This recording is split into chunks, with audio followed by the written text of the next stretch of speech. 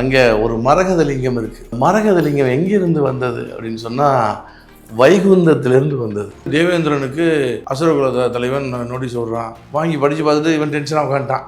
நீ என்ன செய்ய, உன்னால் அவங்கள துரத்த முடியாது. பராக்கிரமம் வாய்ந்த மகா மன்னன் வேணும். யாருன்னா பூமியில் இருக்கிறான். அவன் பேர் முசுகுந்த சக்கரவர்த்தின்னு பேர். பெரும் படையை திரட்டி கொண்டு சொர்க்கம் போகிறார். யார்? முசுகுந்த சக்கரவர்த்தி. கடும் சண்டை, அதில் மகா வெற்றி முசுகுந்த சக்கரவர்த்திக்கு. இதெல்லாம் ரொம்ப சந்தோஷம். யாருக்கு? தேவேந்திரனுக்கு. கேட்குறான் உற்சாக மிகுதியில், உனக்கு ஏதாவது நான் செய்யணும், உனக்கு என்ன வேணும்னு கேளு. இப்போ நீ பூஜை பண்ணிட்டு இருக்கிற அந்த மரகதலிங்கம் எனக்கு வேணும்னு சொல்லி கேட்குறாரு. இரவோடு இரவாக அவர் விஸ்வகர்மாவை கூப்பிட்டு இதே மெட்டீரியல், இதே சைஸு, இதே மாதிரி ஏன்னா மேற்கொண்டு 6 லிங்கங்கள் தேவை. இரவோடு இரவாக ரெடி பண்ணுங்க. முசுகுந்த சக்கரவர்த்திக்கு இரவுல கனவுல வந்துடுறாரு சிவபெருமான். செங்கழுநீர் பூவால் அர்ச்சனை செய்திருக்கக்கூடிய லிங்கம் தான் நாராயணர் பூஜை செய்த லிங்கம். 7லும் நான் இருக்கிறேன்.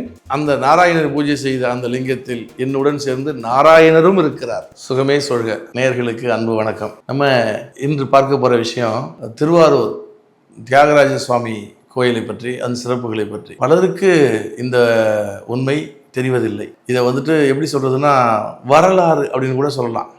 நடந்த உண்மை என்னன்னு கேட்டீங்கன்னா, அங்கே ஒரு மரகத லிங்கம் இருக்கு. அந்த மரகத லிங்கம் எங்கிருந்து வந்தது அப்படின்னு சொன்னால் வைகுந்தத்திலிருந்து வந்தது என்று சரித்திர சான்றுகள் சொல்லுது. ரைட்டா?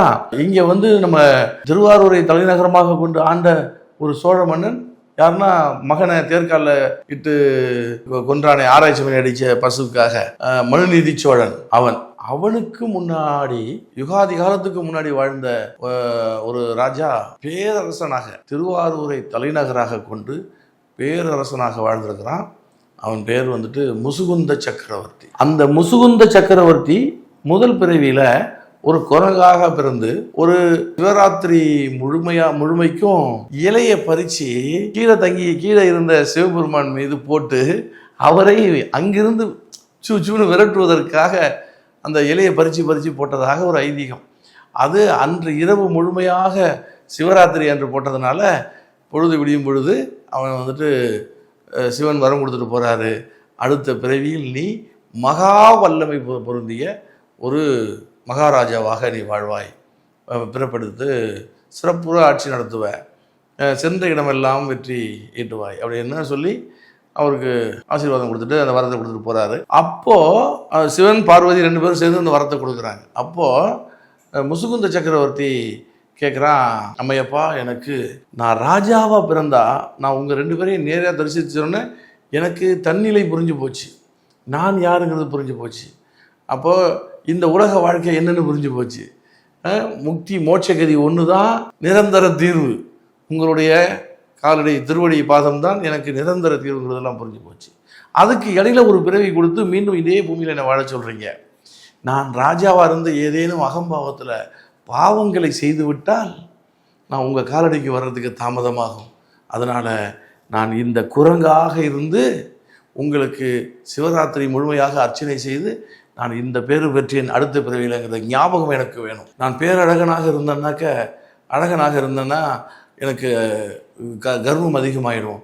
அதனால் இந்த குரங்கு முகத்தோடையே நான் பிறக்கணும். முன்ஜென்ம ஞாபகம் எனக்கு வேணும். நான் எவ்வளவுதான் பராக்கிரமசாலியாக இருந்தாலும் அந்த தர்மத்தின் நிலை நின்ற ஆட்சி, புண்ணிய ஆட்சி செய்யணும், ஆன்மீக ஆட்சி செய்யணும் அப்படின்னு சொல்லி அந்த வரத்தை கொடுக்கணும் அப்படின்னு சொல்லி அம்மையப்பன்ட்ட கேட்குறான். கேட்டோன்னே அதையும் தந்தோம் அப்படின்னு சொல்லிட்டு போயிடுறாங்க. இப்போ அதனுடைய அடிப்படையில் அடுத்த பிறவியில் திருவாரூரில் முசுகுந்த சக்கரவர்த்தி குரங்கு முகத்தோடு இளவரசனாக பிறந்து வளர்ந்துக்கிட்டு இருக்கான் ஒரு பக்கம்.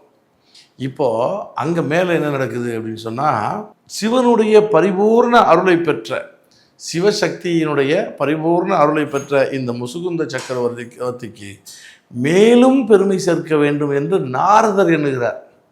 நாரதர் விரும்புகிறார். அப்போ என்ன செய்யலாம் அப்படின்னா, வைகுந்தத்தில் ஒரு மரகதலிங்கம், அந்த பச்சை கலரில் மரகதலிங்கம், அந்த மரகதலிங்கத்தை வைத்து யுகாதி காலமாக நாராயணர் பூஜை செஞ்சுக்கிட்டு வர்றார். ரைட்டா? யுகாதி காலமாக வைகுந்தத்தில் இருக்கு அந்த மரகதலிங்கம். அந்த லிங்கம் இப்போ திருவாரூர் கோயில் இருக்கு. இது சரித்திர சான்று. அப்போ யுகாதி காலமாக நாராயணர் பூஜை பண்ணிட்டு வர்றார். இதை எப்படியாவது முசுகுந்த சக்கரவர்த்தியினுடைய ஆட்சியின் கீழே திருவாரூருக்கு அனுப்பிடணும்னு திருவுள்ளம் கொண்டார் நாரதர். அப்போ என்ன பண்ணுறாரு, என்ன சூழ்ச்சி பண்ணலாம் அப்படின்னு யோசிச்சுட்டு அசுரர்களை தூண்டி விடுறாரு தேவர்களுக்கு எதிர்ப்பா. அவன் அங்கேருந்து ஓலை விட்டான், நோட்டீஸ் விட்டான், நான் உன்னோட சண்டைக்கு வர்றேன், இத்தனாம் தேதி சண்டை வச்சுக்குவோம் அப்படின்னு தேவேந்திரனுக்கு அசுரகுல தலைவன் நோட்டீஸ் விடுறான். வாங்கி படித்து பார்த்துட்டு இவன் டென்ஷனாக உட்காந்துட்டான், கொஞ்சம் கவலையாக உட்காந்துருக்கான். அது இந்திரன். இங்கே நாரதர் வர்றார். நாரதர் வந்து, என்னப்பா ஏன் இப்படி உட்காந்துருக்க, நீ இந்த அசுர பசங்க அடிக்கடி வந்துட்டு வம்புழுத்துட்டு இருக்கானுங்க, ஒரு நிம்மதியாக ஒரு என்ஜாய் பண்ண முடியலையே லைஃபை அப்படின்னு சொல்லி சொர்க்கத்திலேயே கொஞ்சம் இடைஞ்சலாக இருக்க அப்படின்னு சொல்லி அவன் ஃபீல் பண்ணும்போது, சரி நீ அதுக்கெல்லாம் பார்த்துக்குவோம், பிறகு பார்த்துக்குவோம், இப்போது நான் ஒரு விஷயம் சொல்கிறேன், நீ அதை செய், அது உன்னுடைய சொர்க்கத்துக்கு மிகுந்த பாதுகாப்பை தரும், ஐஸ்வர்யத்தை தரும் அப்படின்னு சொல்கிறேன். சரி ரைட்டு, என்ன பண்ணலாம் அப்படின்னா, நீ நாளைக்கு காலையில் விடிகாலையில் பிரம்ம முகூர்த்தத்தின் முடிவில் நீ போய் அங்கே நில்லு. எங்கே? வைகுந்தத்தில். பிரம்ம முகூர்த்தத்தையே போயிரு. பிரம்ம முகூர்த்தத்தில் அங்கே வைகுந்தத்தில் பூஜை நடக்கும், சிவலிங்க பூஜை நாராயணர் செய்வார் தினந்தோறும். அந்த பூஜையை முடிச்சுட்டு வெளியில் வரும்போது யார் என்ன கேட்டாலும் மறுக்காமல் கொடுப்பார் நாராயணர். அதனால அந்த நேரத்தில் நீ அங்கே போய் நில்லு. பூஜையை முடிச்சுட்டு வெளில வருவார். அப்படி ஒரு லிங்கம் இருப்பதே 3 பேருக்கு தான் தெரியும். லக்ஷ்மிக்கு தெரியும், நாராயணருக்கு தெரியும், நாரதருக்கு தெரியும், அவ்வளோதான். அப்போ இவர் என்ன பண்ணுவார், நீ போய் நில்லு. வெளில வரும்போது நீ நெடுஞ்சாங்கடையா காலில் விழுந்து வணங்கு நாராயணரை, என்ன வேணும்னு கேட்பார். அப்போது நீங்கள் யுகாதி காலமாக வச்சு பூஜை பண்ணிகிட்டு இருக்கக்கூடிய அந்த மரகத லிங்கம் எனக்கு வேணும், என் சொர்க்கத்தை அது அலங்கரிக்கணும், அங்கே வேணும், என் சொர்க்கம் அதனால் வந்துட்டு மேலும் ஒளிவு பெற வேண்டும் அப்படின்னு சொல்லி கேட்பான். கேளு, தவிர்க்கவே முடியாது, கொடுத்துருவார். வாங்கி கூட சொர்க்கத்தில் வச்சுக்க அப்படின்னு சொன்னேன். அப்படியா சொல்கிறீங்க சாமி, சரி நாளைக்கு போயிடுறேன் அப்படின்னு. அன்றைக்கி நைட்டு ஃபுல்லாக தூக்கம் இல்லை, எப்படியாவது பொழுது விடிஞ்சோன்னே போய் வாங்கிடணும் அதை அப்படின்னு சொல்லிட்டு விடிய காலில் விடிய பிரம்ம முகூர்த்தத்தில் எழுந்து ரெடியாகி இதுக்கு போயிடுறார், வைகுந்தத்துக்கு. வைகுந்தத்தில் போய் காத்திருக்கார். நாராயணர் சிவ பூஜையை பண்ணிவிட்டு அந்த மரகத லிங்கத்துக்கு பூஜை பண்ணிவிட்டு அதை என்னன்னா வெளியில் வரார். வரும்போது தேவேந்திரன் வந்து நெடுஞ்சாங்கடையா காலில் விழுந்து வணங்குறான், நாராயணா அருள் செய்யன்னு. சரி என்னப்பா தேவேந்திரா, இங்கே காலையில் வந்திருக்கேன், என்ன விஷயம், எந்திரு, மங்களம் உண்டாகட்டும் அப்படின்னு. சுவாமி ஒரு வரம் கேட்டு வந்திருக்கேன் அப்படின்னு சொல்கிறேன். சரி என்ன வரம் கேளு, எதுவாக இருந்தாலும் தயங்காமல் கேளு அப்படின்னு நாராயணன் சொல்கிறார். ஏன்னா அதை கேட்கப்பான்னு ஒரு கனவுலையும் நினச்சிருக்க மாட்டார். கேளு அப்படின்னு அவர் மேலோட்டமாக, எனக்கு நீங்கள் யுகாதி காலமாக பூஜை பண்ணிக்கிட்டு இருக்கிற அந்த மரகத லிங்கம் சொர்க்கத்துக்கு வேணும், தரணும். நாராயணருக்கு ஒன்றுமே சொல்ல முடியல. இது நாரதர் போட்டு விட்டார் அப்படின்னு அவர் முடிவு பண்ணிட்டார். அப்போவே சரி ரைட் தர்றேன், நித்திய பூஜை தினந்தோறும் காலை மாலை மறக்காமல் பூஜை பண்ணிடு அப்படின்னு சொல்லிட்டு அதை எடுத்துகிட்டு வந்து தேவேந்திரன்ட்ட கொடுத்துட்றாரு. தேவேந்திரன் அதை வாங்கிக்கிட்டு சொர்க்கத்துக்கு கொண்டு வரான். சொர்க்கத்தில் கொண்டு வந்து வச்சு பூஜை பண்ணுறான். பூஜை பண்ணால் மிகுந்த சாந்தமும் அமைதியும் மகிழ்ச்சியும் தாண்டவம் ஆடுது சொர்க்கத்தில். இப்படி ஒரு சூழ்நிலை இருக்கும் பொழுது மீண்டும் அசுரன்ட்ட போய் இன்னொரு நோட்டீஸ் விடு உனக்கு அப்படின்னு நாரதர் கிளப்பி விடுறாரு. சரி சண்டையை வச்சுக்குவோம், இன்னொரு நாளைக்கு வச்சுக்குவோம் அப்படின்னு சொல்லி டேட்டை மாற்றி அவன் கொடுத்து விட்றான். கொடுத்து விடும் பொழுது இப்போ வாங்கிட்டு நாரதரை தேடிவன் போகிறான். என்னங்க நீங்கள் மீண்டும் நோட்டீஸ் விட்ருக்கான், 1 வருஷம் அமைதியாக இருந்தவன் மீண்டும் நோட்டீஸ் விட்ருக்கானே. சரி ஒன்றும் இல்லை, நீ என்ன செய்ய, ஒன்றால் அவங்கள துரத்த முடியாது, பராக்கிரமம் வாய்ந்த ஒரு மகா மன்னன் வேணும். அது யாருன்னா பூமியில் இருக்கிறான், பூலோகத்தில் இருக்கான். அவன் பேர் முசுகுந்த சக்கரவர்த்தின்னு பேர். பார்வதி தேவிகிட்டையும் சிவபெருமான்கிட்டையும் 2 பேருடைய அருளையும் பெற்றவன், வரம் வாங்கினவன். ஸோ அவனுடைய படையை துணைக்கு கேளு, அவன் வந்து அடிச்சிடுவான் என்று ஐடியா கொடுத்து அனுப்புகிறான். இப்போ தேவேந்திரன் வந்துட்டு திருவாரூருக்கு வரான். திருவாரூருக்கு வந்து முசுகுந்த சக்கரவர்த்தி சந்தித்து, எனக்கு நீங்கள் இந்த உதவி செய்யணும், இந்த அசுரர்கள் அப்பப்போ வந்து அச்சுறுத்திக்கிட்டே இருக்காங்க, அவங்கள வந்துட்டு பூண்டோடு அழித்து கொடுத்துடணும், அதுக்கு உங்கள் உதவி வேணும், வாங்க போவோம். சரி வர்றேன். தேவேந்திரன் வந்து கேட்கும்போது இல்லைன்னு மறுக்க முடியாது இல்லையா. சரி வர்றேன்னு சொல்லிட்டு பெரும் படையை திரட்டி கொண்டு சொர்க்கம் போகிறார். யார்? முசுகுந்த சக்கரவர்த்தி. போய் அங்கே கொஞ்சம் ரெஸ்ட் எடுத்துகிட்டு அந்த டேட் வந்து அன்றைக்கி அந்த சண்டைக்கான நாள் குறிக்கப்பட்ட நாள் வந்தப்போ அந்த போர்க்களத்தில் சந்திக்கிறாங்க அசுரர்களும் முசுகுந்த சக்கரவர்த்தி வீரர்களும். கடும் சண்டை. அதில் மகா வெற்றி முசுகுந்த சக்கரவர்த்திக்கு. ஒரு அசுரன் மிச்சம் இல்லாமல் அழிச்சிடுறாரு. யார்? முசுகுந்த சக்கரவர்த்தி. இதெல்லாம் ரொம்ப சந்தோஷம். யாருக்கு? தேவேந்திரனுக்கு. மகா பெரிய சந்தோஷம். அப்பா இனி நிம்மதி.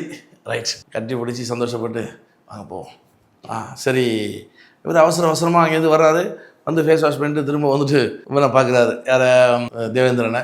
முசுகுந்த சக்கரவர்த்தி, சரி தேவேந்திரா வந்த வேலை முடிஞ்சது, நான் கிளம்புறேன் அப்படின்னு சொல்கிறார். இன்றைக்கி நைட்டு இங்கே தங்கி என்னுடைய விருந்தை சாப்பிட்டுட்டு ரெஸ்ட் எடுத்துகிட்டு நாளைக்கு போகலாம், இன்றைக்கி தங்கியே தீரணும் அப்படின்னு சொல்லி அன்பு கட்டளை போட்டுறான் தேவேந்திரன். தவிர்க்க முடியாமல் தங்கிடுறார். அந்த பெரும் படைக்கு சொர்க்கத்தில் ஆட்டம் பாட்டம் கூத்து கும்மாளமாக நடந்துக்கிட்டு இருக்கு.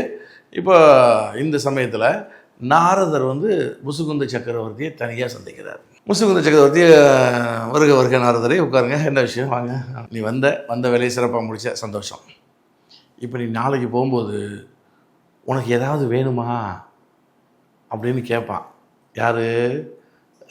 இந்திரன் கேட்பான். இன்றைக்கி நைட் சாப்பிட கூப்பிட்ருக்கான்ல, சாப்பிட போகும்போது கேட்பான்.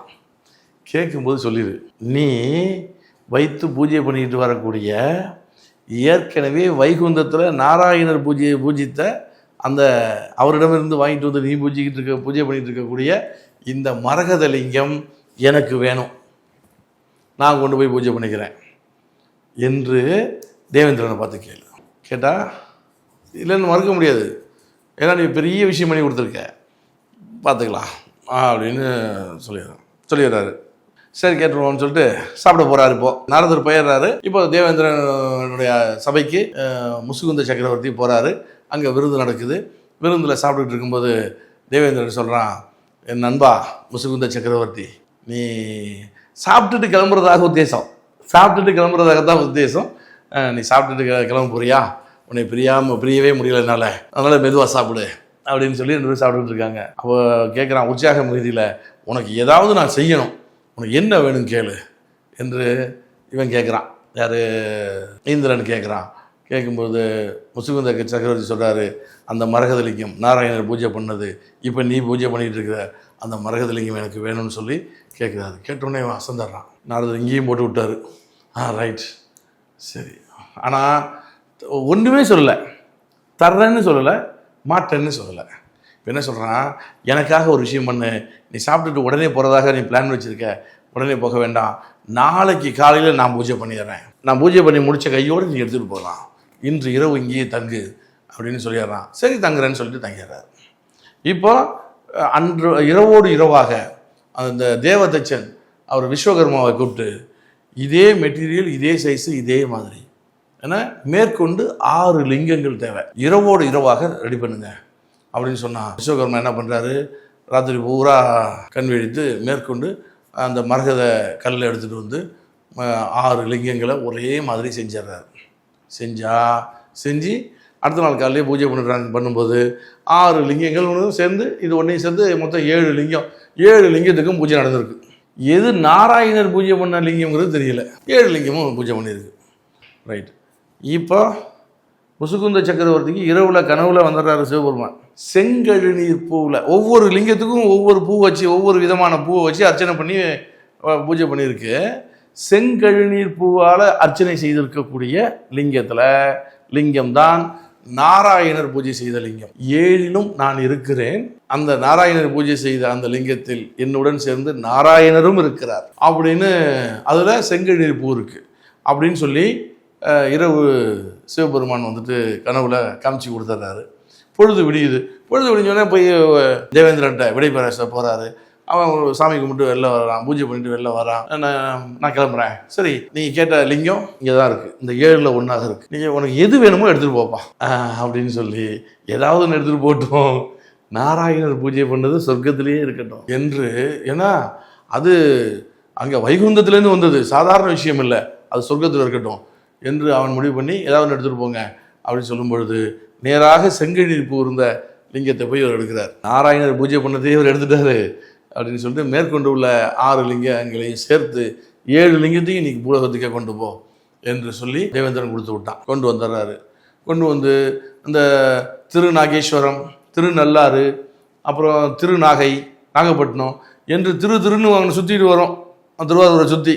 அப்படி ஒரு 6 சிவஸ்தலத்துக்கு அந்த ஒவ்வொரு ஸ்தலத்துக்கும் ஒவ்வொரு லிங்கத்தை கொடுத்து அனுப்பிச்சிட்டாரு. நாராயணர் பூஜை பண்ண வைகுந்தத்திலிருந்து வந்த அந்த சிவலிங்கம், அந்த மரகதலிங்கம் இப்பையும் அங்கே இருக்குது. எங்கே இருக்குது? திருவாரூர் கோயிலில் இருக்குது. இன்றும் காலையில் 7 மணிக்கும் மாலை 7 மணிக்கும் சிறப்புற பூஜை நடக்குது, அபிஷேக ஆராதனை நடக்குது அந்த மரகதலிங்கத்துக்கு. நம்ம பக்கத்தில் ஒரு 4 அடி டிஸ்டன்ஸில் இருந்து நீங்கள் அந்த தரிசனத்தை நீங்கள் பார்க்கலாம். ஒரு 4-5 அடி தூரத்தில் நின்று கொண்டு பார்க்கலாம். ரொம்ப அற்புதமான ஒரு இது. இந்த லிங்கத்தை பார்க்கும்போதெல்லாம் முதல்ல நான் அதை இந்த விஷயத்தை கேள்விப்பட்டு போய் பார்க்கும்போது எனக்கு மெய் சிலிர்த்து போச்சு. எங்கேருந்து வந்திருக்கு? வைகுந்தத்திலேருந்து வந்தது இங்கே இருக்குது, சொர்க்கத்திலேருந்து வந்தது இங்கே இருக்குது. நாராயணர் பூஜை யுகாதி காலமாக வச்சு பூஜை பண்ணது இங்கே இருக்குது.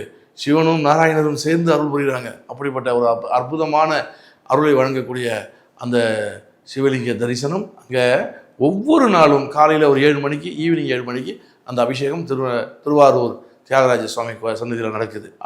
அதை எல்லோரும் பார்த்து பயனுற வேண்டும் என்று கேட்டுக்கொள்கிறேன். இந்த இடத்துல ஒரு விஷயம், அந்த தியாகராஜ சுவாமியை பற்றி சொல்லணும்னா சொல்லிகிட்டே இருக்கலாம். அவர் மகாராஜா. அவரை பற்றிய சிறப்புகளை அடுத்த பதிவுகளில் சந்திப்போம். மீண்டும் சந்திப்போம். சுகமே சொல்க.